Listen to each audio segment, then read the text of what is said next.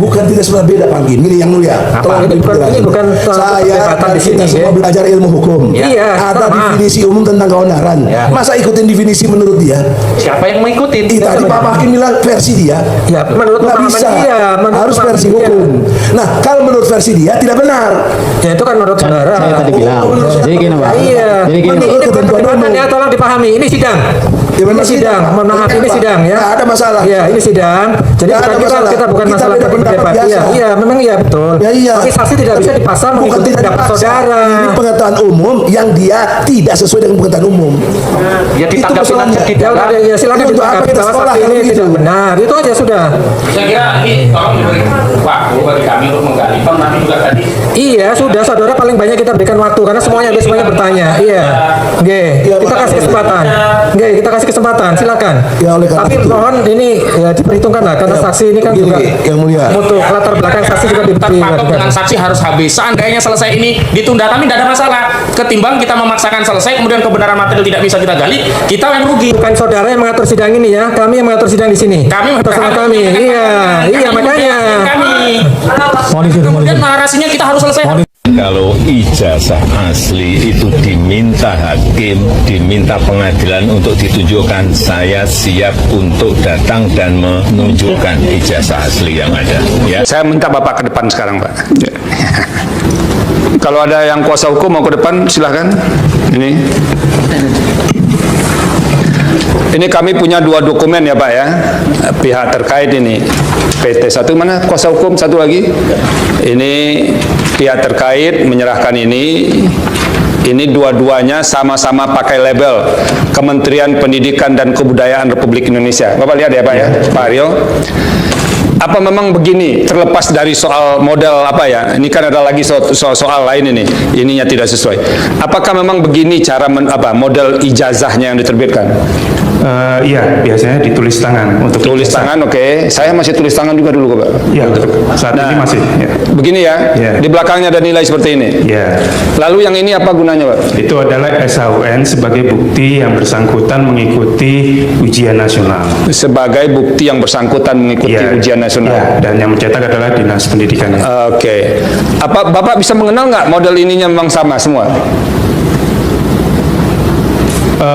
Sepertinya sama Pak. Sepertinya sama. Ya, kalau kami mau mengecek kebenaran siapa yang bisa valid menyatakan sama atau tidaknya?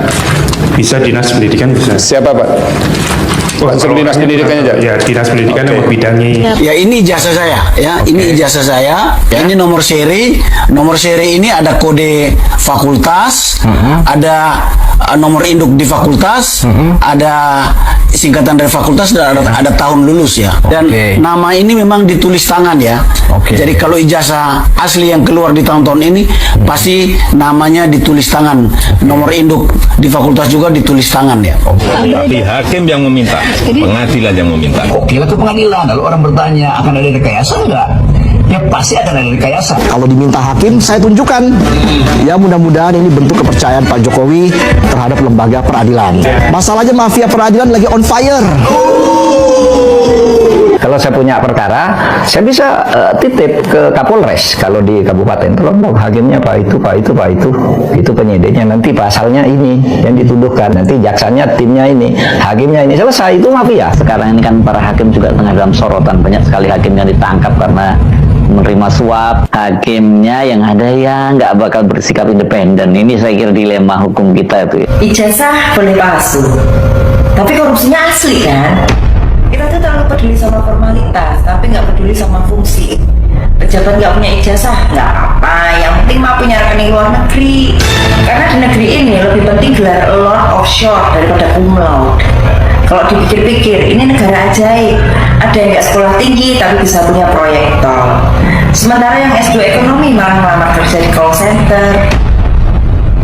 Tapi gimana ya dia bisa jadi pejabat tanpa ijazah? Ya bisa lah. Kan yang penting bukan what you know, tapi who you know and how much you donate. Teman-teman alumni khusus angkatan 80 yang dulu pernah berinteraksi dengan Pak Jokowi dalam lembaga, dalam wadah apa saja, tolong speak up ya. Nyatakanlah ya.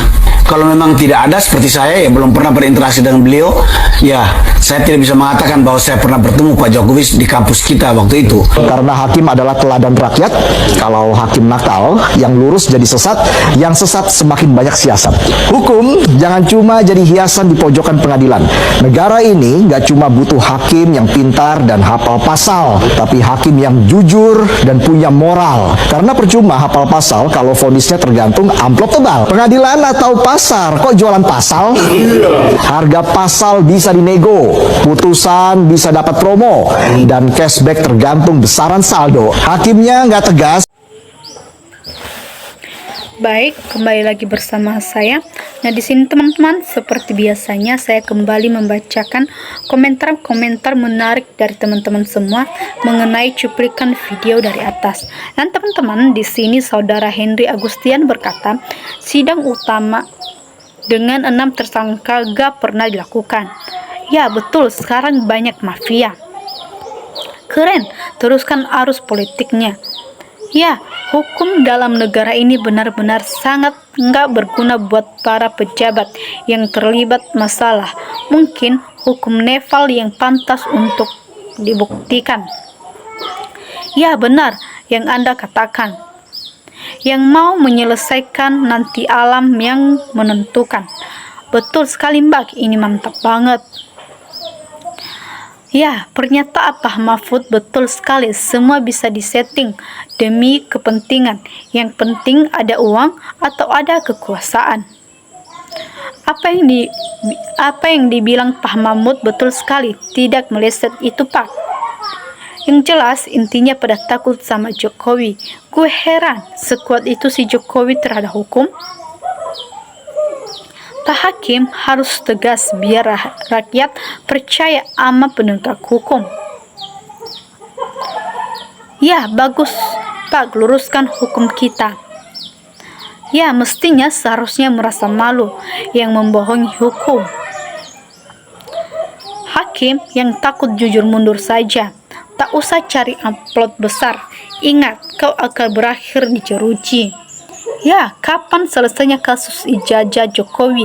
Ya Allah, secepatnya para penjabat NKRI dipanggil oleh Allah.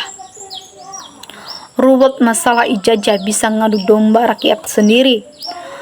Allah tidak bisa dibohongi, hancurkan mereka yang menghina, membuat negara kacau. Ya, yang salah di PDIP mencalonkan orang PKI yang gak punya ijazah. Seharusnya kacaunya negeri ini PDIP yang bertanggung jawab. Ya, jangan sampai rakyat yang bertindak untuk mengadili Mulyono. Ya, ijazah asli mau ditunjukkan, tapi ijazahnya hilang. Iyalah, hakim tidak boleh kalah sama orang pembohong. Betul, ijazah tak harus di pengadilan. Ya, semoga Allah menjatuhkan ajab terhadap Jokowi. Ribut melulu lah, jenuh, nggak ada solusi. Harusnya Jokowi yang memperlihatkan jari tuntas, jangan sampai memecah anak bangsa. Zaman dulu sebelum ada ujian nasional, lucunya saksi. Ya, Termol memang tidak punya malu. Ijazahnya tidak berani dibuktikan di depan hakim. Ijazah Termol palsu. Ya, selama masih ada duit untuk membayar pembelanya, selama itu juga kasusnya masih mampu diselubungi. Masa sih nggak pada paham? Ya, asli, orsinil, madein PS Pramuka. Ya, logika dan hampir 2 tahun lamanya ijazah Jokowi belum pernah ditunjukkan. Berarti benar ijazah Jokowi palsu. Lah, kok diminta ijazah asli malah hadirkan pengacara? Gimana sih? Wik. Hakim itu punya penuh menyetopkan perkara jika permohonan mau jadikan diatar. Ya, judulai berita lain. Sudah tunjukkan ijazah asli, jangan bolak-balik itu aja. Orang bilang hakim wakil Tuhan di bumi. Kalau hakim sudah tidak jujur, akan mengundang musibah malapetaka di bumi Indonesia. Coba Mul, tunjukkan ijazah aslinya mulai SD, SMP, SMA, perguruan tinggi. Kalau ijazah gubron rakyat dan masyarakat udah punya, yuk Pak Rocky geruk, sekarang giliranmu. Ya jujur itu mudah, tidak sulit. Ya dah muaklah. Ya, Mulyono solid diadili karena diterlanjur, sudah kuat keuangan. Ya, sampai sekarang nilai ijazah ditulis tangan. How? Ya, orang besar pada bohong melulu, nggak punya malu, udah nggak takut siksa diri oleh selalu membohongi rakyat.